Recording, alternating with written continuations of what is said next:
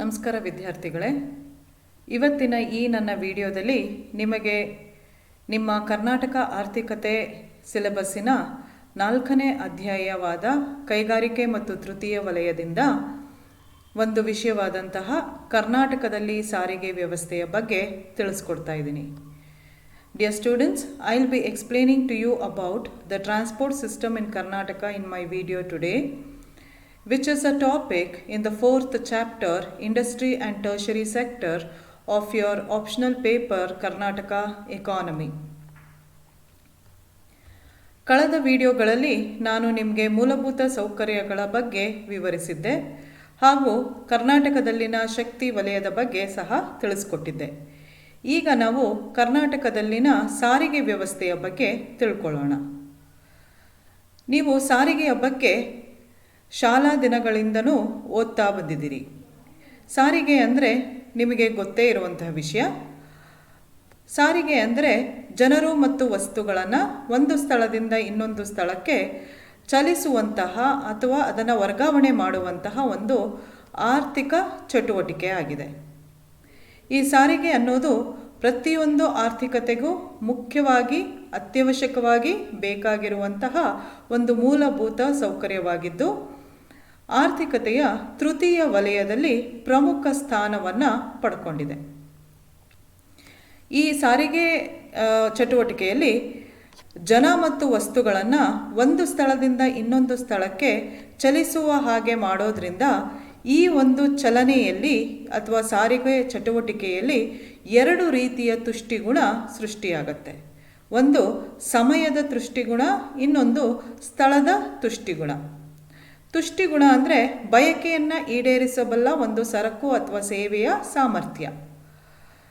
ಜನರ ಬಯಕೆ ಏನಿದೆ ಅಂದರೆ ಆ ಸ್ಥಳಕ್ಕೆ ಭೇಟಿ ನೀಡಬೇಕು ಅಥವಾ ಆ ಸ್ಥಳಕ್ಕೆ ಇಂಥ ಸಮಯದೊಳಗೆ ನಾನು ಇರಬೇಕು ಅನ್ನೋ ಒಂದು ಬಯಕೆ ಅಥವಾ ಅವಶ್ಯಕತೆ ಏನಿದೆ, ಆ ಅವಶ್ಯಕತೆಯನ್ನು ಈ ಸಾರಿಗೆ ವ್ಯವಸ್ಥೆ ಪೂರೈಸುತ್ತೆ. ಹಾಗಾಗಿ ಈ ಸಾರಿಗೆ ವ್ಯವಸ್ಥೆಗೆ ಸಮಯ ತುಷ್ಟಿಗುಣ ಮತ್ತು ಸ್ಥಳ ತುಷ್ಟಿಗುಣವನ್ನು ಸೃಷ್ಟಿಸುವಂತಹ ಸಾಮರ್ಥ್ಯ ಇದೆ ಅಂತ ಹೇಳ್ಬೋದು. ಇನ್ನು ಈ ಇಷ್ಟೊಂದು ಮುಖ್ಯವಾಗಿರುವಂತಹ ಸಾರಿಗೆ ವ್ಯವಸ್ಥೆಯನ್ನು ಸಾಮಾನ್ಯವಾಗಿ ನಾವು ಇದನ್ನು ಮನುಷ್ಯನ ನರಮಂಡಲಕ್ಕೆ ಹೋಲಿಸ್ತೀವಿ. ಮನುಷ್ಯನ ದೇಹದಲ್ಲಿ ನರಮಂಡಲ ಎಂತಹ ಪ್ರಮುಖವಾದ ಪಾತ್ರವನ್ನು ವಹಿಸುತ್ತೆ. ಎಲ್ಲ ಅಂಗಾಂಗಗಳಿಗೂ, ಎಲ್ಲ ಮನುಷ್ಯನ ದೇಹದ ಎಲ್ಲ ಭಾಗಗಳಿಗೂ ಹೇಗೆ ಒಂದು ಮಾಹಿತಿಯನ್ನು, ಒಂದು ಸಂಚಲನವನ್ನು ತಲುಪಿಸುತ್ತೆ, ಅದೇ ರೀತಿ ಆರ್ಥಿಕತೆಯಲ್ಲಿ ಸಾರಿಗೆ ವ್ಯವಸ್ಥೆ ಈ ನರಮಂಡಲ ಮಾಡುವಂತಹ ಕಾರ್ಯವನ್ನು ಮಾಡುತ್ತೆ. ಅಂದರೆ ಹಲವಾರು ಸ್ಥಳಗಳ ನಡುವೆ ಒಂದು ಕೊಂಡಿಯಾಗಿ ಕೆಲಸವನ್ನು ಮಾಡುತ್ತೆ. ಜನರ ನಡುವೆ, ಸ್ಥಳಗಳ ನಡುವೆ ಕೊಂಡಿಯಾಗಿ ಕೆಲಸವನ್ನು ನಿರ್ವಹಿಸೋದ್ರಿಂದ ಇದನ್ನು ಆರ್ಥಿಕತೆಯ ನರಮಂಡಲ ಅಂತ ಕರೆಯಲಾಗುತ್ತೆ. ಹಾಗಾಗಿ ಇದು ಆರ್ಥಿಕತೆಯ ಒಂದು ಅನಿವಾರ್ಯ ಭಾಗ. ಎಷ್ಟು ಅನಿವಾರ್ಯವಾಗಿದೆ ಅಂತಂದರೆ ಸಾರಿಗೆಯೇ ನಾಗರಿಕತೆ ಎಂಬ ಮಾತು ಕೂಡ ತುಂಬ ಪ್ರಸಿದ್ಧವಾಗಿ ಚಾಲ್ತಿಯಲ್ಲಿದೆ. ಅಂದರೆ ನಾಗರಿಕತೆ ಬೇರೆಯಲ್ಲ, ಸಾರಿಗೆ ಬೇರೆಯಲ್ಲ. ನಾಗರಿಕತೆ ಇರಬೇಕು ಅಂತಂದರೆ ಸಾರಿಗೆ ಇರಲೇಬೇಕು, ಸಾರಿಗೆ ಇದ್ದ ಕಡೆ ನಾಗರಿಕತೆ ಇದ್ದೇ ಇರುತ್ತೆ ಅನ್ನೋ ಒಂದು ಅರ್ಥವನ್ನು ಕೊಡುವಂತಹ ಮಾತಾಗಿದೆ. Dear students, today I'll be explaining to you about transport activity or the transport facility in Karnataka. Before moving on to that, let us first learn a little about transport. You have been studying this topic right from your school days, and I hope you already know the meaning of transport. It is very simple. Transport is an economic activity which is concerned with the movement of men and materials from one place to another. So it is an economic activity which facilitates the movement of man means human beings, and of course animals also, and materials, that is goods, from one place to another. So it is an important economic activity, very essential for an economy, and it occupies an important place in the tertiary sector of our economy. And in transporting or in facilitating the movement of men and material from one place to another, transport activity creates time utility and place utility. Utility, as you all know, it's the want satisfying power of a product or a service. People having a want of going to other place or reaching a place within a particular time period will be satisfied. This want will be satisfied by the service called as transport. Hence we say that transport creates time utility and place utility. And because of its importance and connecting activity, it is compared to the nervous system of human body. What nervous system does to a human body, transport does to an economy. As nervous system connects all the parts of the body and sends stimulus and information to every part of a body, transport system also connects all the places of an economy or all the economic activities taking place in an economy. Hence, we can say that transport is an indispensable or an inevitable and a very, very essential part of an economy. It is often said that transportation is civilization. That is, both of them are inseparable from each other. Wherever there is civilization, there has to be transport, and wherever there is transport, it means that civilization exists there.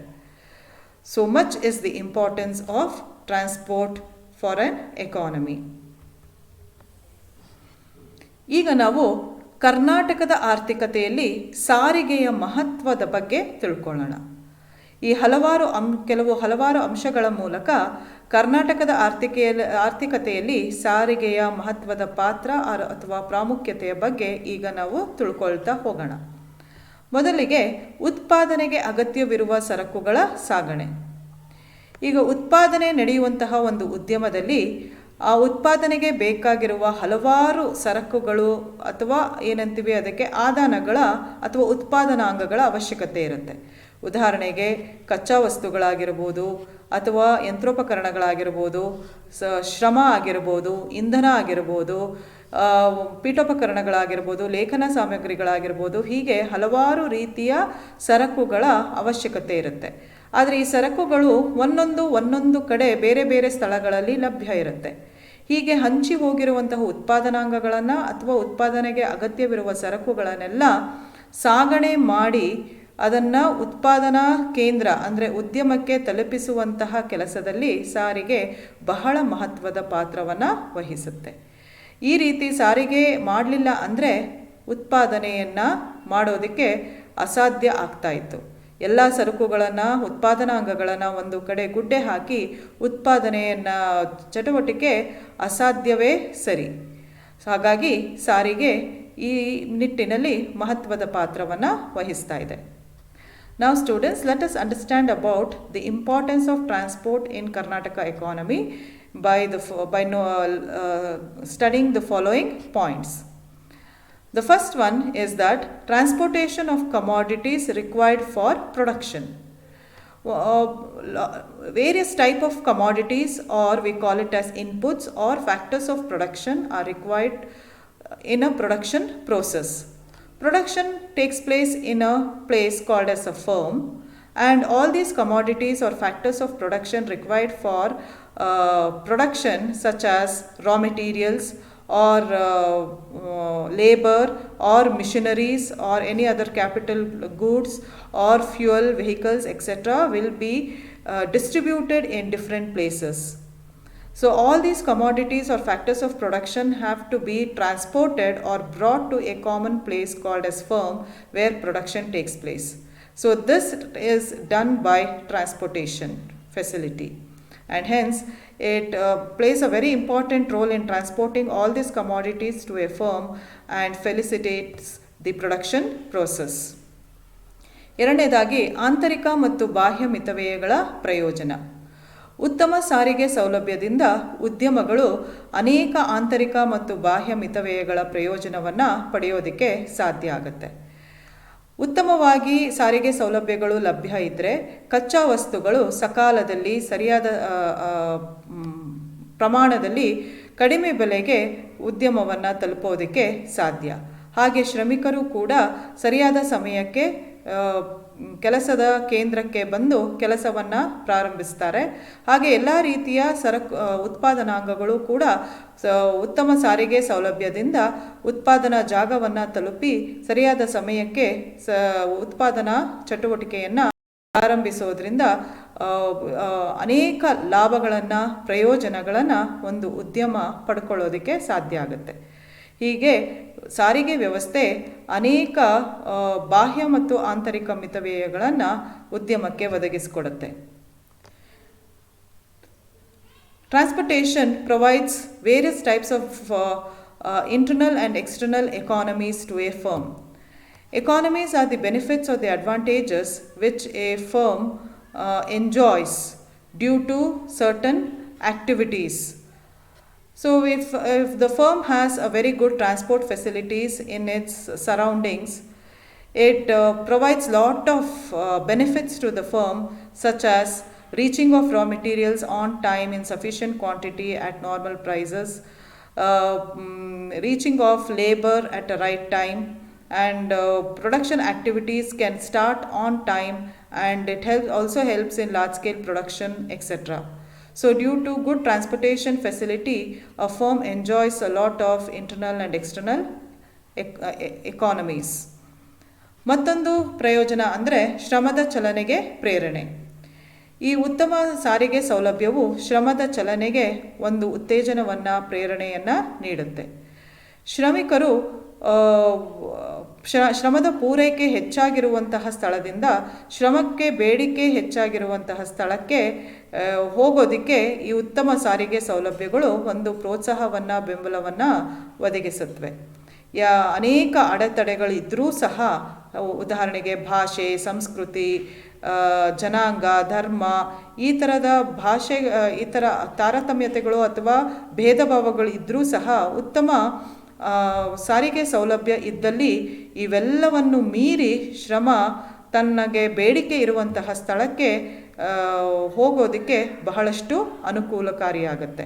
ಇದರಿಂದ ನಿರುದ್ಯೋಗದ ಸಮಸ್ಯೆಯನ್ನು ಕೂಡ ತಕ್ಕಮಟ್ಟಿಗೆ ಹೋಗಲಾಡಿಸ್ಬೋದು. Transport stimulates the labor mobility. It helps in the mobility of labor from place of surplus supply to the place of surplus demand. When the labor moves from the place of surplus supply to the place of surplus demand, unemployment problem can also be solved to a large extent. Usually labor has lot of inhibitions to move from one place to another due to differences in language, culture, region, climate, etc. But if a very good transportation facility is available, then beyond all these differences, labor will be attracted towards the place of demand, and thereby unemployment problem can also be solved to a larger extent. ಮತ್ತೊಂದು ಅನುಕೂಲತೆ ಸಾರಿಗೆಯಿಂದ ಅಂದರೆ ಬೆಲೆ ಸ್ಥಿರತೆಯ ಸಾಧನೆ. ಬೆಲೆಯಲ್ಲಿ ಸ್ಥಿರತೆಯನ್ನು ಕಾಪಾಡೋದು ಒಂದು ಆರ್ಥಿಕತೆಗೆ ಬಹಳ ಮುಖ್ಯವಾದ ವಿಷಯ ಮತ್ತು ಸವಾಲು ಅನ್ನಿಸ್ಕೊಂಡಿದೆ. ಸಾಮಾನ್ಯವಾಗಿ ಉತ್ಪಾದನೆ ಹೆಚ್ಚಾಗಿದ್ದು ಪೂರೈಕೆ ಹೆಚ್ಚಾಗಿರುವ ಸ್ಥಳಗಳಲ್ಲಿ ಬೆಲೆಗಳು ತುಂಬ ಕಡಿಮೆ ಇರುತ್ತೆ. ಅದೇ ಪೂರೈಕೆ ಕಡಿಮೆ ಇದ್ದು ಬೇಡಿಕೆ ಇರುವಂತಹ ಸ್ಥಳಗಳಲ್ಲಿ ಬೆಲೆಯ ಮಟ್ಟ ವಿಪರೀತವಾಗಿದ್ದು ವಿವಿಧ ಪ್ರದೇಶಗಳ ನಡುವೆ ಬೆಲೆ ಅಸ್ಥಿರತೆಯನ್ನು ನಾವು ಕಾಣ್ತೀವಿ. ಆದರೆ ಸರಿಯಾದ ಪ್ರಮಾಣದ ಒಳ್ಳೆ ಅಭಿವೃದ್ಧಿ ಹೊಂದಿದ ಸಾರಿಗೆ ವ್ಯವಸ್ಥೆ ಇದ್ದರೆ ಈ ಅಸ್ಥಿರತೆಯನ್ನು ಹೋಗಲಾಡಿಸ್ಬೋದು. ಹೇಗೆ ಅಂದರೆ, ಹೆಚ್ಚು ಪೂರೈಕೆ ಇರುವಂತಹ ಸ್ಥಳದಿಂದ, ಬೆಲೆ ಕಡಿಮೆ ಇರುವಂತಹ ಸ್ಥಳದಿಂದ ಸರಕುಗಳನ್ನು ಹೆಚ್ಚು ಬೇಡಿಕೆ ಅಥವಾ ಬೆಲೆ ಹೆಚ್ಚಾಗಿರುವ ಸ್ಥಳಕ್ಕೆ ವರ್ಗಾವಣೆ ಮಾಡಿದ್ರೆ ಕಡಿಮೆ ಬೆಲೆ ಇರುವಂತಹ ಸ್ಥಳಗಳಲ್ಲಿ ಬೆಲೆ ಸ್ವಲ್ಪ ಮಟ್ಟಿಗೆ ಹೆಚ್ಚಾಗುತ್ತೆ. ಹೆಚ್ಚು ಬೆಲೆ ಇರುವಂತಹ ಸ್ಥಳಗಳಲ್ಲಿ ಬೆಲೆ ಸ್ವಲ್ಪ ಮಟ್ಟಿಗೆ ತಗ್ಗೋದ್ರಿಂದ ಬೆಲೆ ಸ್ಥಿರತೆಯನ್ನು ಕಾಪಾಡೋದಕ್ಕೆ ಸಾಧ್ಯ ಆಗುತ್ತೆ. Transportation helps in the achievement of price stability. Price stability is very important and it's a great challenge for an economy.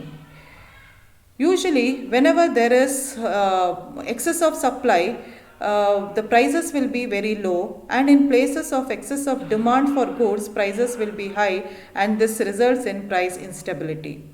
This price instability can be overcome by good transportation facility, where the goods can be moved from the places of excess supply to the place of excess demand, and thereby the price stability can be maintained. ಇನ್ನು ಮತ್ತೊಂದು ಪ್ರಾಮುಖ್ಯತೆ ಸಾರಿಗೆ ವ್ಯವಸ್ಥೆದು ಅಂತಂದರೆ ಉದ್ಯೋಗ ಅವಕಾಶಗಳ ಸೃಷ್ಟಿ. ಸಾರಿಗೆ ವ್ಯವಸ್ಥೆ ಪ್ರತ್ಯಕ್ಷ ಮತ್ತು ಪರೋಕ್ಷವಾಗಿ ಸಾಕಷ್ಟು ಪ್ರಮಾಣದಲ್ಲಿ ಉದ್ಯೋಗ ಅವಕಾಶಗಳನ್ನು ನಮ್ಮ ರಾಜ್ಯದಲ್ಲಿ ಸೃಷ್ಟಿಸ್ತಾ ಇದೆ. ನೇರವಾಗಿ ಪ್ರತ್ಯಕ್ಷವಾಗಿ ಅಂದರೆ ಸಾರಿಗೆ ವ್ಯವಸ್ಥೆಯ ನಿರ್ಮಾಣ ಕಾರ್ಯಗಳಲ್ಲಿ ಹೆಚ್ಚಿನ ಜನಕ್ಕೆ ಎಲ್ಲ ರೀತಿಯ ಶ್ರಮಿಕರಿಗೂ ಅವರವರ ಅರ್ಹತೆಗೆ ತಕ್ಕಂತೆ ವಿವಿಧ ಉದ್ಯೋಗ ಅವಕಾಶಗಳನ್ನು ಸೃಷ್ಟಿಸುತ್ತೆ. ಇನ್ನು ಪರೋಕ್ಷವಾಗಿ ಅಂತಂದರೆ ಸಾರಿಗೆಯ ವಾಹನಗಳನ್ನು ಉತ್ಪಾದನೆ ಮಾಡುವಂತಹ ಕೈಗಾರಿಕೆಗಳಲ್ಲಿ ಮತ್ತು ಸಾಗಣೆ ಮಾಡುವಂತಹ ಒಂದು ಚಟುವಟಿಕೆಯಲ್ಲಿ ಸಾರಿಗೆ ವ್ಯವಸ್ಥೆ ಪರೋಕ್ಷವಾಗಿ ಮತ್ತಷ್ಟು ಹೆಚ್ಚಿನ ಪ್ರಮಾಣದ ಉದ್ಯೋಗಾವಕಾಶಗಳನ್ನು ಸೃಷ್ಟಿಸಿ ಒಂದು ಪ್ರಮುಖ ಪಾತ್ರವನ್ನು ವಹಿಸ್ತಾ ಇದೆ. Transport place A important role in creation of large scale employment both directly and indirectly. Direct employment is created by transport in construction activities of transport facilities.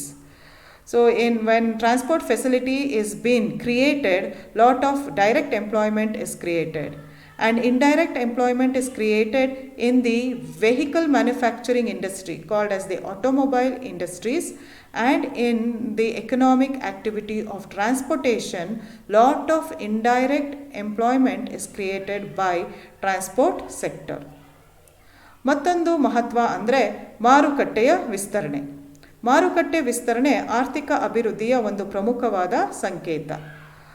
ಮಾರುಕಟ್ಟೆಯಲ್ಲಿ ವಿನಿಮಯಗೊಳ್ಳುವ ಸರಕುಗಳ ಪ್ರಮಾಣ, ಮಾರಾಟಗಾರರ ಸಂಖ್ಯೆ ಮತ್ತು ಕೊಳ್ಳುವವರ ಸಂಖ್ಯೆ ಹೆಚ್ಚಾದಾಗ ಮಾರುಕಟ್ಟೆ ವಿಸ್ತರಣೆ ಆಗಿದೆ ಅನ್ನೋ ಅರ್ಥ. ಮಾರುಕಟ್ಟೆಯಲ್ಲಿ ಮಾರಾಟವಾಗುವ ಸರಕುಗಳ ಸಂಖ್ಯೆ, ಮಾರಾಟಗಾರರ ಮತ್ತು ಕೊಳ್ಳುವವರ ಸಂಖ್ಯೆ ಹೆಚ್ಚಾಗಬೇಕು ಅಂದರೆ ಅದು ಉತ್ತಮ ಸಾರಿಗೆ ಸೌಲಭ್ಯದಿಂದ ಮಾತ್ರ ಸಾಧ್ಯ. ಹಾಗಾಗಿ ಉತ್ತಮ ಸಾರಿಗೆ ಸೌಲಭ್ಯ ಇರುವಂತಹ ಸ್ಥಳಗಳಲ್ಲಿ ಮಾರುಕಟ್ಟೆ ವಿಸ್ತೀರ್ಣತೆ ಸಹಜವಾಗಿಯೇ ನಡೆಯುತ್ತೆ. Transportation helps in the extension of market. Extension of market is one of the important criteria or sign of economic development. A market is said to be expanded when the goods traded in the market increases, the number of buyers and sellers in the market increases. This can happen only if there is good transportation facilities in and around the market. So if in a place where transportation facilities are very well developed, the markets in those areas will automatically get expanded. ಮತ್ತೊಂದು ಮಹತ್ವ ಅಂದರೆ ಭೌಗೋಳಿಕ ಸಂಶೋಧನೆಗೆ ಉತ್ತೇಜನ. ನಮ್ಮ ಭೂಮಿ ಎಷ್ಟು ನಿಗೂಢವಾಗಿದೆ ಅಂದರೆ ಅದರಲ್ಲಿ ತನ್ನ ಅನೇಕ ರಹಸ್ಯಗಳನ್ನು, ಅನೇಕ ಸಂಪನ್ಮೂಲಗಳನ್ನು ಅಡಗಿಸಿಟ್ಕೊಂಡಿದೆ. ಉತ್ತಮ ಸಾರಿಗೆ ವ್ಯವಸ್ಥೆ ಇದ್ದರೆ ಆಗ ಈ ರಹಸ್ಯಗಳನ್ನೆಲ್ಲ, ಗೊತ್ತಿಲ್ಲದೆ ಇರುವಂತಹ ಸಂಪನ್ಮೂಲಗಳನ್ನು, ಸ್ಥಳಗಳನ್ನೆಲ್ಲ ಶೋಧಿಸಿ ಅದನ್ನು ಜನರಿಗೆ ಗೊತ್ತು ಮಾಡಿಸೋದಕ್ಕೆ ಸಾಧ್ಯ ಆಗುತ್ತೆ. ಹಾಗಾಗಿ ಭೌಗೋಳಿಕ ಸಂಶೋಧನೆ ಅಂದರೆ ಹೊಸ ಸಂಪನ್ಮೂಲಗಳನ್ನು, ಹೊಸ ಸ್ಥಳಗಳನ್ನು ಕಂಡುಹಿಡಿಯೋದರಲ್ಲಿ ಸಾರಿಗೆ ಪ್ರಮುಖವಾದ ಪಾತ್ರವನ್ನು ವಹಿಸುತ್ತೆ. Transport stimulates geographical discoveries. There are still many unknown places and resources found in the Earth's crust.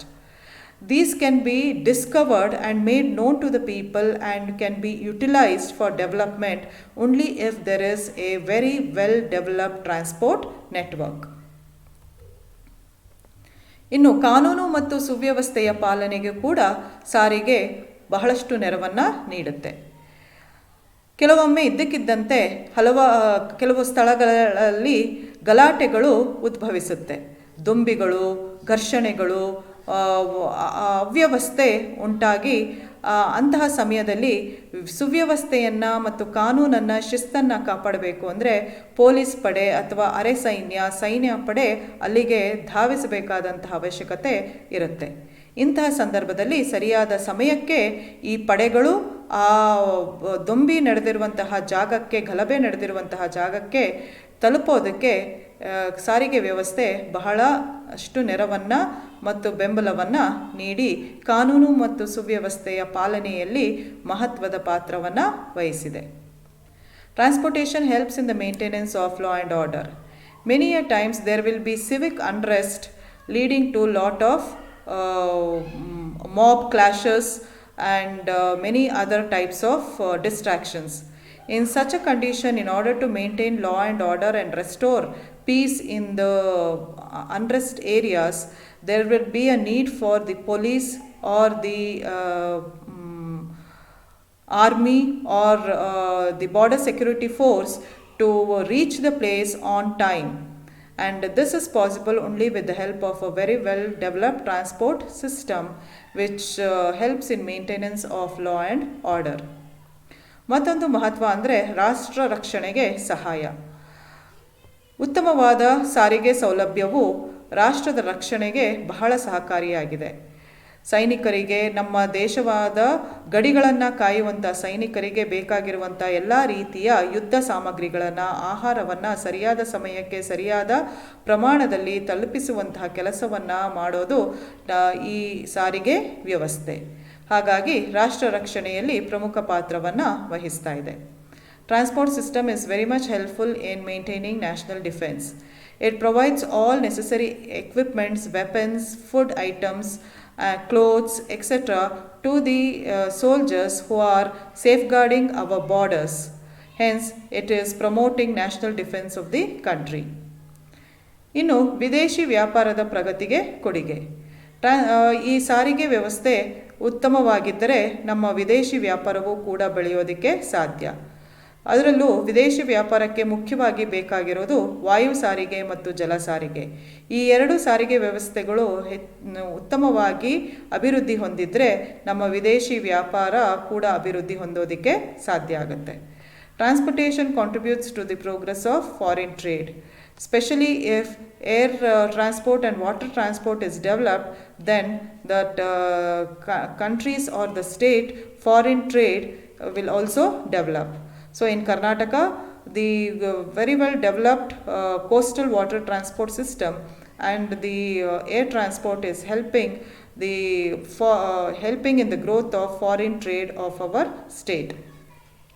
ಇನ್ನು ನಗರ ಮತ್ತು ಪಟ್ಟಣಗಳ ಬೆಳವಣಿಗೆ. ನಗರೀಕರಣ ಅನ್ನೋದು ಒಂದು ಆರ್ಥಿಕ ಬೆಳವಣಿಗೆಯ ಇನ್ನೊಂದು ಚಿಹ್ನೆಯಾಗಿದೆ. ಹಳ್ಳಿಗಳು ಪಟ್ಟಣಗಳಾಗಿ, ಪಟ್ಟಣಗಳು ನಗರಗಳಾಗಿ ಪರಿವರ್ತನೆಗೊಂಡು ಅಭಿವೃದ್ಧಿ ಹೊಂದುವಂತಹ ಪ್ರಕ್ರಿಯೆಯನ್ನೇ ನಗರೀಕರಣ ಅಂತ ಕರಿತೀವಿ. ಈ ಒಂದು ಪ್ರಕ್ರಿಯೆಯಲ್ಲಿ ಸಾರಿಗೆಯ ಪಾತ್ರ ಬಹಳ ಮುಖ್ಯವಾಗಿದೆ. ಸಾರಿಗೆ ಅಭಿವೃದ್ಧಿ ಆಗಿದ್ದರೆ ಆಗ ಸಹಜವಾಗಿ ಇತರ ಚಟುವಟಿಕೆಗಳು ಆ ಸ್ಥಳದಲ್ಲಿ ಅಭಿವೃದ್ಧಿಗೊಂಡು ನಗರೀಕರಣ ಬಹಳ ವೇಗವಾಗಿ ನಡೆಯೋದಕ್ಕೆ ಸಾಧ್ಯ ಆಗುತ್ತೆ.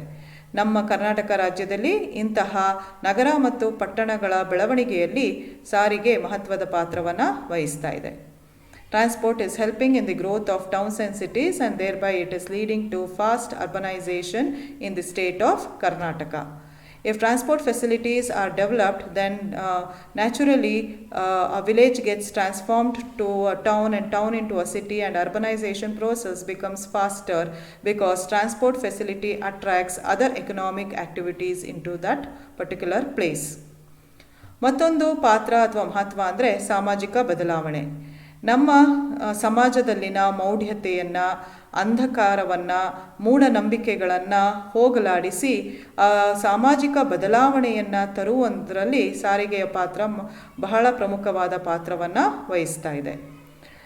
ಸಾರಿಗೆಯಿಂದ ಜನರು ಹೊರ ಜಗತ್ತಿನೊಡನೆ ಸಂಪರ್ಕಕ್ಕೆ ಬರೋದರಿಂದ ಮತ್ತು ಅಲ್ಲಿನ ಜನರ ಚಿಂತನೆ, ಅವರ ಅಭಿಪ್ರಾಯಗಳು, ಅಲ್ಲಿನ ಸಂಸ್ಕೃತಿ, ಅಲ್ಲಿನ ಆಚರಣೆಗಳು ಎಲ್ಲದರ ಬಗ್ಗೆ ತಿಳುವಳಿಕೆ ಮೂಡೋದ್ರಿಂದ ಮೂಢನಂಬಿಕೆಗಳನ್ನು ಮತ್ತು ಅಜ್ಞಾನವನ್ನು ಹೋಗಲಾಡಿಸಿಕೊಂಡು ಪ್ರಗತಿಪರ ಚಿಂತನೆಯಲ್ಲಿ ತೊಡಗಿ ಸಾಮಾಜಿಕ ಬದಲಾವಣೆಯನ್ನು ತರೋದಕ್ಕೆ ಈ ಸಾರಿಗೆ ಸಾಧ್ಯ ಮಾಡಿಕೊಡ್ತಾ ಇದೆ.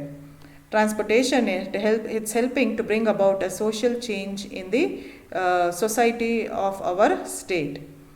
It helps to remove the ignorance, superstitious, orthodox and traditional beliefs. Since transportation helps the people to come in contact with the outside world and introduces them to the culture, the thoughts, liberal thoughts and ideas of the outer world, there will be a drastic social change in the mindset of the people, and people will become progressive in their thoughts and it leads to social development. ಮತ್ತೊಂದು ಪ್ರಾಮುಖ್ಯತೆ ಅಂದರೆ ಸರ್ಕಾರಕ್ಕೆ ಆದಾಯ. ನಮ್ಮ ರಾಜ್ಯ ಸರ್ಕಾರಕ್ಕೆ ಸಾರಿಗೆಯಿಂದ ಸಾಕಷ್ಟು ಆದಾಯ ಬರ್ತಾ ಇದೆ. ಅನೇಕ ರೀತಿಯ ತೆರಿಗೆಗಳ ಮೂಲಕ, ವಾಹನ ತೆರಿಗೆಗಳು ಮತ್ತು ಸಾಗಾಣಿಕೆ ತೆರಿಗೆಗಳ ಮೂಲಕ ಸರ್ಕಾರಕ್ಕೆ ಈ ಸಾರಿಗೆ ವಲಯ ಸಾಕಷ್ಟು ಆದಾಯ ತಂದುಕೊಡ್ತಾ ಇದೆ. Lot of revenue is generated to the state government of Karnataka through through transportation system. By levying taxes on the transportation vehicles and the transportation of goods, lot of revenue is earned by the government. ಕೊನೆಯದಾಗಿ ಸಮತೋಲನ ಪ್ರಾದೇಶಿಕ ಅಭಿವೃದ್ಧಿ. ಕೆಲವು ಪ್ರದೇಶಗಳು ಮುಂದುವರೆದಿದ್ದು ಕೆಲವು ಪ್ರದೇಶಗಳು ಹಿಂದುಳಿದಿದ್ದರೆ ಅದನ್ನು ಪ್ರಾದೇಶಿಕ ಅಸಮತೋಲನ ಅಭಿವೃದ್ಧಿ ಅಂತ ಕರಿತೀವಿ. ಎಲ್ಲ ಪ್ರದೇಶಗಳು ಸಮನಾಗಿ ಅಭಿವೃದ್ಧಿ ಆದಾಗ ಮಾತ್ರ ರಾಜ್ಯ ಸಮಗ್ರ ಅಭಿವೃದ್ಧಿಯನ್ನು ಸಾಧಿಸೋದಕ್ಕೆ ಸಾಧ್ಯ. ಈ ಎಲ್ಲ ಪ್ರದೇಶಗಳನ್ನು ಸಮತೋಲನ ಪ್ರಮಾಣದಲ್ಲಿ ಅಭಿವೃದ್ಧಿ ಮಾಡುವಲ್ಲಿ ಸಾರಿಗೆ ಬಹಳ ಪ್ರಮುಖವಾದ ಪಾತ್ರವನ್ನು ವಹಿಸ್ತಾ ಇದೆ. Transportation is contributing a lot towards balanced regional development in the state of Karnataka. It is helping in the development of backward areas and thereby bringing about a balanced regional development in the state. ಈಗ ವಿದ್ಯಾರ್ಥಿಗಳೇ, ಕರ್ನಾಟಕದಲ್ಲಿ ರಸ್ತೆ ಸಾರಿಗೆಯ ಬಗ್ಗೆ ತಿಳ್ಕೊಳ್ಳೋಣ.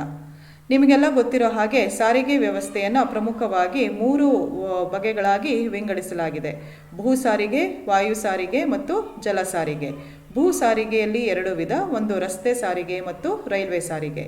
ಈ 4 ಪ್ರಕಾರಗಳ ಸಾರಿಗೆಗಳು ನಮ್ಮ ಕರ್ನಾಟಕ ರಾಜ್ಯದಲ್ಲಿ ಬಹಳಷ್ಟು ಅಭಿವೃದ್ಧಿಯನ್ನು ಹೊಂದಿದೆ ಅಂದರೆ ತಪ್ಪಾಗಲಾರದು.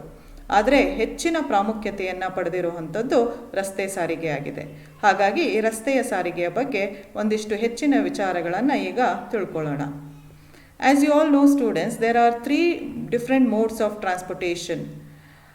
They are land transport, air transport and water transport. Under land transport we have 2 types: road transport and rail transport.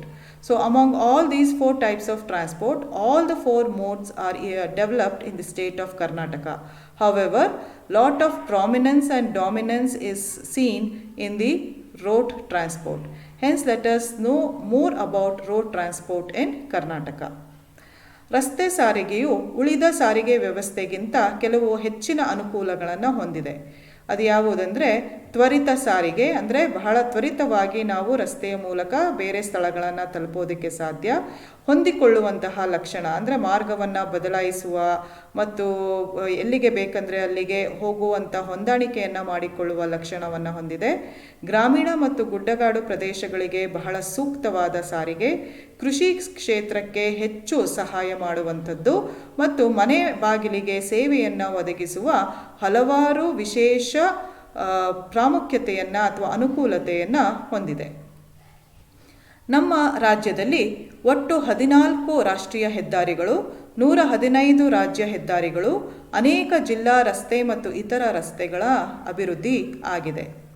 2012-13 ಅವಧಿಯಲ್ಲಿ ಎಲ್ಲ ರೀತಿಯ ರಸ್ತೆಗಳ ಒಟ್ಟು ಉದ್ದ 2,31,977 ಕಿಲೋಮೀಟರ್ಗಳಾಗಿದ್ದವು. ಅದರಲ್ಲಿ ರಾಷ್ಟ್ರೀಯ ಹೆದ್ದಾರಿಗಳ ಉದ್ದ 4,490 ಕಿಲೋಮೀಟರ್, ರಾಜ್ಯ ಹೆದ್ದಾರಿಗಳದ್ದು 20,770 ಕಿಲೋಮೀಟರ್, ಜಿಲ್ಲಾ ರಸ್ತೆಗಳದ್ದು 49,959 ಕಿಲೋಮೀಟರ್, ಪುರಸಭೆ ರಸ್ತೆಗಳದು 8,366 ಕಿಲೋಮೀಟರ್ ಮತ್ತು ಇತರೆ ಸಣ್ಣ ಪುಟ್ಟ ರಸ್ತೆಗಳ ಉದ್ದ 1,48,412 ಕಿಲೋಮೀಟರ್ಗಳಾಗಿದ್ದವು. ಇದು ಉತ್ತಮ ರಸ್ತೆ ಸಾರಿಗೆಯ ಜಾಲ ನಮ್ಮ ರಾಜ್ಯದಲ್ಲಿ ಇದೆ ಅನ್ನೋದನ್ನು ತಿಳಿಸ್ಕೊಡುತ್ತೆ.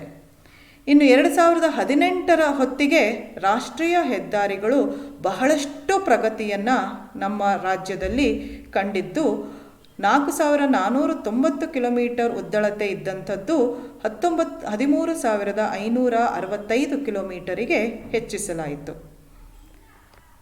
Road transport has lot of advantages over the other modes of transport, such as it is a quick mode of transport for short distance travel.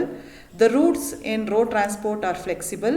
It is best suited for rural and hilly areas, helps in the development of agricultural sector and provides door-to-door services, etc. There are 14 national highways, 115 state highways and many district roads and other roads in Karnataka.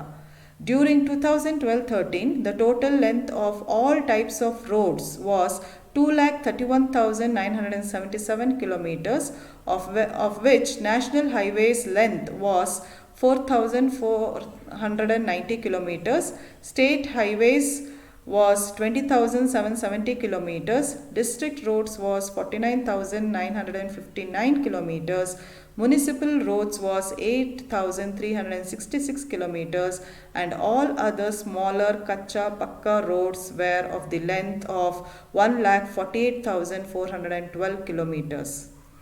By 2018, in a span of 5 years, we see a lot of development in national highways, and the road length of national highways increased from 4,490 kilometers to 13,565 kilometers. ಇಷ್ಟೆಲ್ಲ ಅಭಿವೃದ್ಧಿಯನ್ನು ನಮ್ಮ ರಸ್ತೆ ಸಾರಿಗೆ ಕರ್ನಾಟಕದಲ್ಲಿ ಸಾಧಿಸಿದ್ರೂ ಸಹ ಕೆಲವೊಂದು ಸಮಸ್ಯೆಗಳನ್ನು ಎದುರಿಸ್ತಾ ಇದೆ. ಆ ಸಮಸ್ಯೆಗಳಲ್ಲಿ ಕೆಲವು ಪ್ರಮುಖವಾದುದು ಅಂದರೆ ಕಡಿಮೆ ಗುಣಮಟ್ಟದ ರಸ್ತೆಗಳ ಅಸ್ತಿತ್ವ. ರಸ್ತೆಗಳನ್ನು ಸರಿಯಾಗಿ ನಿರ್ವಹಣೆ ಮಾಡದೇ ಇರೋದರಿಂದ ಗುಣಮಟ್ಟ ತುಂಬ ಕಳಪೆಯಾಗಿದ್ದು ಅನೇಕ ಅಪಘಾತಗಳಿಗೆ ಮತ್ತು ಇತರೆ ಅನೇಕ ಸಮಸ್ಯೆಗಳಿಗೆ ಕಾರಣ ಆಗಿದೆ. ಮತ್ತು ಸಾರಿಗೆಯ ವೆಚ್ಚ ಕೂಡ ಹೆಚ್ಚಾಗಿದೆ. ಇದಕ್ಕೆ ಮೂಲ ಕಾರಣ ಅಂದರೆ ಹೆಚ್ಚಾಗಿರುವಂತಹ ತೆರಿಗೆಗಳು ಮತ್ತು ಕಳಪೆ ಗುಣಮಟ್ಟದ ರಸ್ತೆಗಳಿಂದಾಗಿಯೂ ಕೂಡ ವಾಹನಗಳು ತುಂಬ ಬೇಗನೆ ಕೆಟ್ಟು ಹೋಗೋದ್ರಿಂದ ಸಾರಿಗೆ ವೆಚ್ಚ ಹೆಚ್ಚಾಗಿದೆ. ಇನ್ನು ಸರ್ಕಾರ ಅನೇಕ ನಿರ್ಬಂಧಗಳನ್ನು ರಸ್ತೆ ಸಾರಿಗೆಯ ಮೇಲೆ ವಿಧಿಸ್ತಾ ಇರೋದ್ರಿಂದ ಅನೇಕ ಸಮಸ್ಯೆಗಳನ್ನು ಈ ರಸ್ತೆ ಸಾರಿಗೆ ಎದುರಿಸಬೇಕಾಗಿದೆ. ಇನ್ನು ಮಾಲೀಕರಲ್ಲೂ ಕೂಡ ತೀವ್ರ ಸ್ಪರ್ಧೆ ಇದೆ. ಅನೇಕ ರಸ್ತೆ ಸಾರಿಗೆ ಕಂಪನಿಗಳು ನಮ್ಮ ರಸ್ತೆಯಲ್ಲಿ ಕಂಡುಬರೋದ್ರಿಂದ ಮಾಲೀಕರ ನಡುವೆ ಸೇವೆಗಳನ್ನು ಒದಗಿಸೋದ್ರಲ್ಲಿ ಆರೋಗ್ಯಕರವಾದಕ್ಕಿಂತ ಅನಾರೋಗ್ಯಕರವಾದ ಸ್ಪರ್ಧೆ ಹೆಚ್ಚಾಗಿ ಏರ್ಪಟ್ಟು ಇದು ಬೇರೆ ರೀತಿಯ ದುಷ್ಪರಿಣಾಮಗಳನ್ನು ರಸ್ತೆ ಸಾರಿಗೆಯ ಮೇಲೆ ಉಂಟು ಮಾಡ್ತಾ ಇದೆ. ಇನ್ನು ರಾಷ್ಟ್ರೀಕರಣದ ಭಯ ಕೂಡ ರಸ್ತೆ ಸಾರಿಗೆಯ ಸಮಸ್ಯೆಗಳಲ್ಲಿ ಇನ್ನೊಂದು ಪ್ರಮುಖವಾದದ್ದು. ಅನೇಕ ಖಾಸಗಿ ರಸ್ತೆ ಸಾರಿಗೆ ಕಂಪನಿಗಳೇ ಮುಂದೊಂದು ದಿನ ರಸ್ತೆ ಸಾರಿಗೆಯನ್ನು ರಾಷ್ಟ್ರೀಕರಣಗೊಳಿಸಬಹುದೇನೋ ಎಂಬ ಭಯದಿಂದ ಉತ್ತಮ ಸೇವೆಗಳನ್ನು ಒದಗಿಸೋದಕ್ಕೆ ಹೆಚ್ಚು ವೆಚ್ಚ ಮಾಡಿ ಸಾರಿಗೆ ಸೌಲಭ್ಯವನ್ನು ಉತ್ತಮಗೊಳಿಸೋದಕ್ಕೆ ಈ ಖಾಸಗಿ ಕಂಪನಿಗಳು ಹೆಚ್ಚು ಆಸಕ್ತಿಯನ್ನು ತೋರಿಸ್ತಾ ಇಲ್ಲ. In spite of all this development of road transport in Karnataka, it is facing few problems such as existence of low quality of roads. The maintenance of roads in Karnataka is very poor and hence the quality is very low, and it has resulted in many problems such as frequent occurrence of accidents, consumption of a lot of time in transportation, etc. And due to this, it is also facing a problem of high transportation cost. And another problem is restrictions imposed by the government on road transport. Due to this, road transport is not been able to develop to the full extent. and there is severe competition seen among the owners of transport companies in Karnataka, and majority are the private people who are owning the transport companies, and there is unhealthy competition seen among them, and this has led to many disadvantages in the transport sector. And lastly, the fear of nationalization. Since the road transport is owned by majority of the private business entrepreneurs, there is always a fear of nationalization, which inhibits them from spending more on development of road transport and providing good quality of service. ಈಗ ನಮ್ಮ ಕರ್ನಾಟಕ ರಾಜ್ಯದಲ್ಲಿ ಸಾರ್ವಜನಿಕ ವಲಯದ ರಸ್ತೆ ಸಾರಿಗೆಯ ಬಗ್ಗೆ ತಿಳ್ಕೊಳ್ಳೋಣ. ನಮ್ಮ ಕರ್ನಾಟಕ ರಾಜ್ಯದ ರಸ್ತೆ ಸಾರಿಗೆಯನ್ನು ಮಾಲೀಕತ್ವವನ್ನು ವಹಿಸಿಕೊಂಡಿರುವಂತಹ ಸಾರ್ವಜನಿಕ ಸಂಸ್ಥೆ ಅಂದರೆ ಕರ್ನಾಟಕ ರಾಜ್ಯ ರಸ್ತೆ ಸಾರಿಗೆ ನಿಗಮ, KSRTC ಅಂತ ಇದನ್ನು ನಾವು ಕರಿತೀವಿ. 1956ರಲ್ಲಿ ಇದು ಸ್ಥಾಪನೆಗೊಂಡಿದೆ. ಇದು ಸಾರ್ವಜನಿಕ ವಲಯದ ರಸ್ತೆ ಸಾರಿಗೆ ಉದ್ಯಮವಾಗಿದೆ. ಇದರ ಜೊತೆಗೆ ಅನೇಕ ಖಾಸಗಿ ಸಾರಿಗೆ ಸಂಸ್ಥೆಗಳು ಕೂಡ ಸಾರಿಗೆ ವ್ಯವಸ್ಥೆಯನ್ನು ಸೌಲಭ್ಯವನ್ನು ಕರ್ನಾಟಕ ರಾಜ್ಯದಲ್ಲಿ ಒದಗಿಸ್ತಾ ಇದೆ. ಆದರೆ ಸಾರ್ವಜನಿಕ ಉದ್ಯಮ ಅಂದರೆ KSRTC. ಇದು ಅನೇಕ ರೀತಿಯ ಸೇವೆಗಳನ್ನು ಒದಗಿಸ್ತಾ ಇದೆ. ಅದರಲ್ಲಿ ಕೆಲವು ಅಂದರೆ ಅಂಬಾರಿ, ಫ್ಲೈಬಸ್, ಐರಾವತ, ರಾಜಹಂಸ, ಸುಹಾಸ, ವೈಭವ, ಸುವರ್ಣ ಸಾರಿಗೆ, ಗ್ರಾಮಾಂತರ ಸಾರಿಗೆ ಮುಂತಾದ ವಿವಿಧ ಮೂಲಭೂತ ಮತ್ತು ಉತ್ಕೃಷ್ಟ ಮಟ್ಟದ ಸೇವೆಗಳನ್ನು KSRTC ಸಂಸ್ಥೆ ಒದಗಿಸ್ತಾ ಬಂದಿದೆ. ಇನ್ನು KSRTC 3 ಮುಖ್ಯ ಅಂಗಸಂಸ್ಥೆಗಳನ್ನು ಹೊಂದಿದೆ. ಅವುಗಳೆಂದರೆ 1997ರಲ್ಲಿ ಸ್ಥಾಪನೆಗೊಂಡ ಬೆಂಗಳೂರು ಮಹಾನಗರ ಸಾರಿಗೆ ನಿಯಮ BMTC. ಇದು ಬೆಂಗಳೂರು ನಗರದ ಸಾರಿಗೆ ವ್ಯಾಪ್ತಿಗೆ ಒಳಪಟ್ಟಂತಹ ಒಂದು ಸಾರಿಗೆ ಸಂಸ್ಥೆ. ಇನ್ನು 1997ರಲ್ಲಿ ಸ್ಥಾಪನೆಗೊಂಡ ವಾಯುವ್ಯ ಕರ್ನಾಟಕ ರಸ್ತೆ ಸಾರಿಗೆ ನಿಯಮ ಅಂದರೆ ವಾಯುವ್ಯ ಕ್ಷೇತ್ರ ಕರ್ನಾಟಕದ ಆ ಪ್ರದೇಶಕ್ಕೆ ರಸ್ತೆ ಸಾರಿಗೆ ವ್ಯವಸ್ಥೆಯನ್ನು ಒದಗಿಸುವಂತಹ ಒಂದು ನಿಗಮವಾಗಿದೆ. ಇನ್ನು 2000ರಲ್ಲಿ ಸ್ಥಾಪನೆಗೊಂಡಂತಹ ಈಶಾನ್ಯ ಕರ್ನಾಟಕ ರಸ್ತೆ ಸಾರಿಗೆ ನಿಗಮ. ಇದು ಈಶಾನ್ಯ ರಾಜ್ಯದ ಪ್ರದೇಶಗಳಿಗೆ ಸಾರಿಗೆ ವ್ಯವಸ್ಥೆಯನ್ನು ಒದಗಿಸಿಕೊಡುವಂತಹ ಇನ್ನೊಂದು ಸಂಸ್ಥೆಯಾಗಿದೆ. ಈ 3 ನಮ್ಮ ಕರ್ನಾಟಕ ರಸ್ತೆ ಸಾರಿಗೆ ನಿಗಮದ 3 ಮುಖ್ಯ ಅಂಗ ಸಂಸ್ಥೆಗಳು. ಇಲ್ಲಿ ನೀವು ನೋಡ್ಬೋದು, ಮಧ್ಯದಲ್ಲಿ ಕಾಣೋ ಅಂಥದ್ದು ನಮ್ಮ KSRTC ಸಂಸ್ಥೆಯ ಒಂದು ಚಿಹ್ನೆ, ಲೋಗೋ ಅಂತ ಏನು ಹೇಳ್ತೀವಿ ಅದು. ಸೊ ಇದರ 3 ಅಂಗ ಸಂಸ್ಥೆಗಳು, ಒಂದು BMTC, ಇನ್ನೊಂದು NEKRTC ನಾರ್ತ್ ಈಸ್ಟ್ ಅಂದರೆ ಈಶಾನ್ಯ, ಇದು ವಾಯುವ್ಯ ಕರ್ನಾಟಕ ರಸ್ತೆ ಸಾರಿಗೆ ನಿಗಮ. ಸೊ ಈ ರೀತಿ 3 ಅಂಗ ಸಂಸ್ಥೆಗಳನ್ನು ಇದು ಹೊಂದಿದೆ. Now let us understand about the public sector road transport company in Karnataka. The public sector road transport company in Karnataka is called as the Karnataka State Road Transport Corporation, KSRTC, established in the year 1956. It provides various types of services ranging from very basic facility to the utmost affluent facility to its passengers in the name of Ambari, Flybus, Airavata, Bliss, Rajahamsa, Suhasa, Vaibhava, Suvarna Sarige, Gramantara Sarige, etc. KSRTC has 3 subsidiary units, namely Bengaluru Metropolitan Transport Corporation set up in 97, Northwest Karnataka Road Transport Corporation set up in 97, and Northeast Karnataka Road Transport Corporation set up in 2000. BMTC is meant for providing transport services within the city limits of Bengaluru, whereas Northwest Karnataka Road Transport Corporation and Northeast Karnataka Road Transport Corporation provides inter-district road transport services. These are the logos of KSRTC, BMTC, NEKRTC and NWRTC.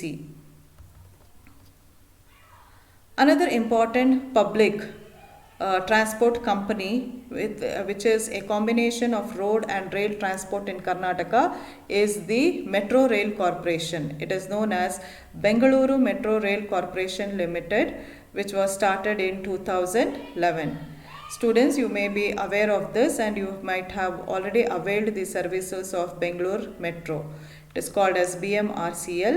It is a joint venture of Government of India and Government of Karnataka, and it is named as Namma Metro. It operates on two tracks, namely the Purple Line and the Green Line. This is the first metro rail project in India commissioned with 750 volts DC third rail on standard gauge. This is the technicality aspect, and it is of the most modern technology which has been used in the BMRCL. ಮತ್ತೊಂದು ಸಾರ್ವಜನಿಕ ಉದ್ಯಮದ ಸಾರಿಗೆ ವ್ಯವಸ್ಥೆ ಕರ್ನಾಟಕದಲ್ಲಿ ಅಂತಂದರೆ BMRCL, Bengaluru metro ರೈಲು ನಿಗಮ ನಿಯಮಿತ, 2011ರಲ್ಲಿ ಸ್ಥಾಪನೆಯಾದದ್ದು. ಇದು ಭಾರತ ಸರ್ಕಾರ ಮತ್ತು ಕರ್ನಾಟಕ ಸರ್ಕಾರದ ಜಂಟಿ ಉದ್ಯಮವಾಗಿದೆ. ಇದನ್ನಕ್ಕೆ ನಮ್ಮ ಮೆಟ್ರೋ ಎಂದು ಹೆಸರು ಇಡಲಾಗಿದೆ ಮತ್ತು 2 ಹಳಿಗಳ ಮೇಲೆ ಇದು ಕಾರ್ಯವನ್ನು ನಿರ್ವಹಿಸುತ್ತದೆ. ಒಂದು ಪರ್ಪಲ್ ಹಳಿ, ಇನ್ನೊಂದು ಗ್ರೀನ್ ಅಂದರೆ ಹಸಿರು ಬಣ್ಣದ ಹಳಿ, ನೇರಳೆ ಬಣ್ಣ ಮತ್ತು ಹಸಿರು ಬಣ್ಣದ ಹಳಿಗಳ ಮೇಲೆ ಕಾರ್ಯವನ್ನು ನಿರ್ವಹಿಸುತ್ತೆ. ಈ ಒಂದು ಮೆಟ್ರೋ ರೈಲಿನ ಸ್ಥಾಪನೆಗೆ ಅತ್ಯುತ್ತಮವಾದ ಇತ್ತೀಚಿನ ತಂತ್ರಜ್ಞಾನ ಅಂದರೆ ಸ್ಟ್ಯಾಂಡರ್ಡ್ ಗೇಜಿನ 750 ವೋಲ್ಟ್ಸ್ DC ರೈಲ್ನೊಂದಿಗೆ ನಿಯೋಜಿಸಲಾದ ಭಾರತದ ಮೊದಲ ಮೆಟ್ರೋ ರೈಲ್ಸ್ ಯೋಜನೆ ಆಗಿದೆ. ನಮ್ಮ ಮೆಟ್ರೋವಿನ ಚಿಹ್ನೆ ಅಥವಾ ಲೋಗೋ ಈ ರೀತಿಯಾಗಿದೆ.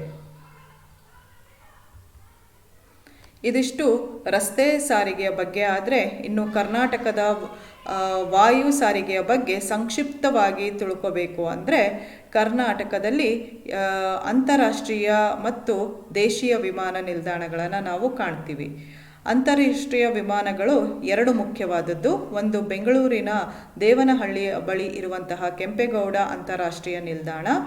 ಇದು 9 ದೇಶೀಯ ವಿಮಾನಯಾನ ಮತ್ತು 19 ಅಂತಾರಾಷ್ಟ್ರೀಯ ವಿಮಾನಯಾನಕ್ಕೆ ಅವಕಾಶವನ್ನು ಕಲ್ಪಿಸಿ ಭಾರತ ಮತ್ತು ಪ್ರಪಂಚಾದ್ಯಂತ 50 ತಾಣಗಳನ್ನು ಇದು ಸಂಪರ್ಕಿಸುತ್ತೆ. ಇನ್ನು ದೇಶೀಯ ಇನ್ನೊಂದು ಅಂತಾರಾಷ್ಟ್ರೀಯ ವಿಮಾನ ನಿಲ್ದಾಣ ಅಂದರೆ ಮಂಗಳೂರಿನದ್ದು.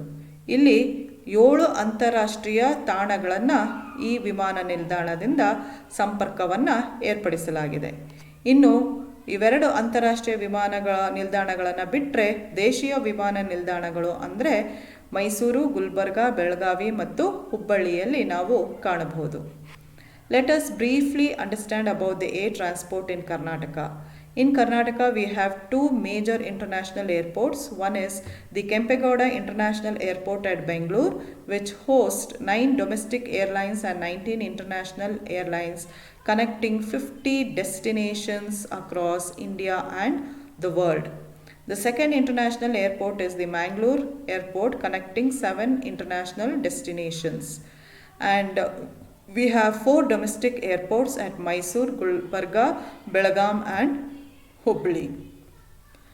ಈಗ ಕರ್ನಾಟಕದ ರೈಲ್ವೆ ಸಾರಿಗೆಯ ಬಗ್ಗೆ ಸಂಕ್ಷಿಪ್ತವಾಗಿ ತಿಳ್ಕೋಬೇಕು ಅಂದರೆ, ನಮ್ಮ ಕರ್ನಾಟಕದ ರೈಲು ಹಳಿಯ ಒಟ್ಟು ಉದ್ದ 3089 ಕಿಲೋಮೀಟರ್ಗಳಾಗಿವೆ. ಹುಬ್ಬಳ್ಳಿಯಲ್ಲಿ ಪ್ರಧಾನ ಕಚೇರಿಯನ್ನು ಹೊಂದಿರುವ ನೈಋತ್ಯ ವಲಯವನ್ನು 2003ರಲ್ಲಿ ರಚಿಸಲಾಯಿತು. ಕರ್ನಾಟಕದ ಸಂಪೂರ್ಣ ರೈಲ್ವೆ ಸಾರಿಗೆ ಈ ನೈಋತ್ಯ ವಲಯದ ಆಡಳಿತಕ್ಕೆ ಒಳಪಟ್ಟಿದೆ. ನಮ್ಮ ಕರ್ನಾಟಕ ರೈಲ್ವೆ ಸಾರಿಗೆಯ ವಿಶೇಷತೆ ಅಂದರೆ ಸೂಪರ್ ಫಾಸ್ಟ್ ಶತಾಬ್ದಿ ಎಕ್ಸ್ಪ್ರೆಸ್ ಮತ್ತು ಮೊದಲ GPS ಸಂಪರ್ಕಿತವಾಗಿರುವ ಜನಶತಾಬ್ದಿ ಮತ್ತು ಇಂಜಿನಿಯರಿಂಗ್ ಸೌಜಿಗ ಅಂತ ಅನ್ನಿಸ್ಕೊಂಡಿರುವಂತಹ ಕೊಂಕಣ್ ರೈಲ್ವೆ ಮತ್ತು ಗೋಲ್ಡನ್ ಪಾತ್ ಅಂದರೆ ಪ್ರವಾಸೋದ್ಯಮವನ್ನು ಉತ್ತೇಜಿಸುವ ಸಲುವಾಗಿ ಇರುವಂತಹ ವಿಶೇಷ ರೈಲು. ಇವೆಲ್ಲವೂ ನಮ್ಮ ಕರ್ನಾಟಕ ರೈಲ್ವೆ ಸಾರಿಗೆಯ ವಿಶೇಷತೆಗಳಾಗಿವೆ. Coming to the brief information about railway transport in Karnataka, the total length of railway track in Karnataka is 3089 kilometers, and the southwestern zone headquartered at Hubballi was created in 2003, and the entire railway transport of Karnataka comes under the administration of the southwest zone. The special trains of Karnataka are the superfast Shatabdi Express, the first GPS connected Janashatabdi, engineering marvel Konkan Railway, where tunnels are dug in the Western Ghats for this railway transport, and the Golden Chariot, which is meant for the promotion of tourism.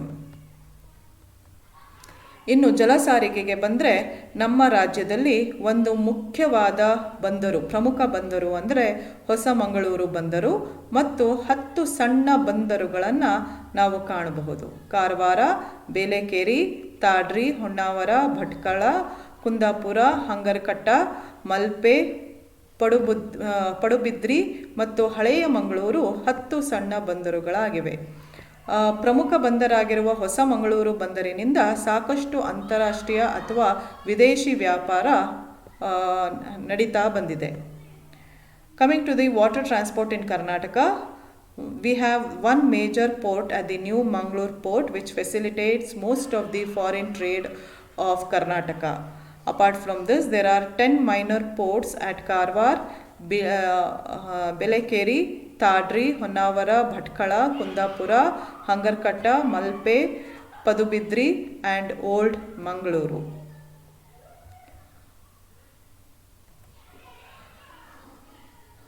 So ಹೀಗೆ ಕರ್ನಾಟಕ ರಾಜ್ಯದಲ್ಲಿ ರಸ್ತೆ, railway, ವಾಯು ಮತ್ತು ಜಲ ಸಾರಿಗೆ 4 ವಿಧದ ಸಾರಿಗೆ ವಿಧಾನಗಳು ಎಲ್ಲ ರೀತಿಯಲ್ಲೂ ಪ್ರಮುಖವಾದ ಸ್ಥಾನವನ್ನು ಪಡ್ಕೊಂಡಿದ್ದು ಅಭಿವೃದ್ಧಿಯನ್ನು ಹೊಂದಿದೆ ಅಂತ ಹೇಳ್ಬೋದು. ಆದಾಗ್ಯೂ ಈ ಎಲ್ಲ ಸಾರಿಗೆ ವಿಧಾನಗಳಲ್ಲಿ ರಸ್ತೆ ಸಾರಿಗೆಗೆ ನಮ್ಮ ಕರ್ನಾಟಕ ರಾಜ್ಯದಲ್ಲಿ ಅತ್ಯಂತ ಪ್ರಮುಖವಾದ ಸ್ಥಾನವಿದೆ. ಇತ್ತೀಚಿನ ವರ್ಷಗಳಲ್ಲಿ ರಸ್ತೆ ಸಾರಿಗೆಯನ್ನು ಹೆಚ್ಚಿನ ಪ್ರಮಾಣದಲ್ಲಿ ಅಭಿವೃದ್ಧಿಪಡಿಸಲಾಗ್ತಾ ಇದೆ. ಗ್ರಾಮೀಣ ಮತ್ತು ಕೃಷಿ ಅಭಿವೃದ್ಧಿಯಲ್ಲೂ ಕೂಡ ಈ ರಸ್ತೆ ಸಾರಿಗೆ ಪ್ರಮುಖವಾದ ಪಾತ್ರವನ್ನು ವಹಿಸ್ತಾ ಇರೋದನ್ನು ನಾವು ಕಾಣ್ತಾ ಇದ್ದೀವಿ. ಅಷ್ಟೇ ಅಲ್ಲದೆ ಕರ್ನಾಟಕದ ಆರ್ಥಿಕತೆಗೂ ಕೂಡ ಇದು ಅಗಾಧವಾದ ಕೊಡುಗೆಯನ್ನು ನೀಡ್ತಾ ಇದೆ. ಆದರೂ ಸಹ ಮತ್ತಷ್ಟು ಸಾರಿಗೆ ಅಭಿವೃದ್ಧಿಗೆ, ಎಲ್ಲ ರೀತಿಯ ಸಾರಿಗೆ ಅಭಿವೃದ್ಧಿಗೆ ನಮ್ಮ ಕರ್ನಾಟಕದಲ್ಲಿ ಸಾಕಷ್ಟು ಅವಕಾಶಗಳು ಇನ್ನೂ ಇವೆ. So dear students, we have understood that Karnataka has all 4 major modes of transport, namely road, railways, air and water transport. However, road transport occupies the most important position among all the modes of transport. It has been developed to a very large extent in the recent years and is contributing enormously to the development of the Karnataka economy.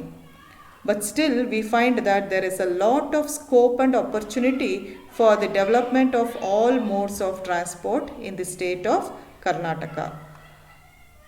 Thank you.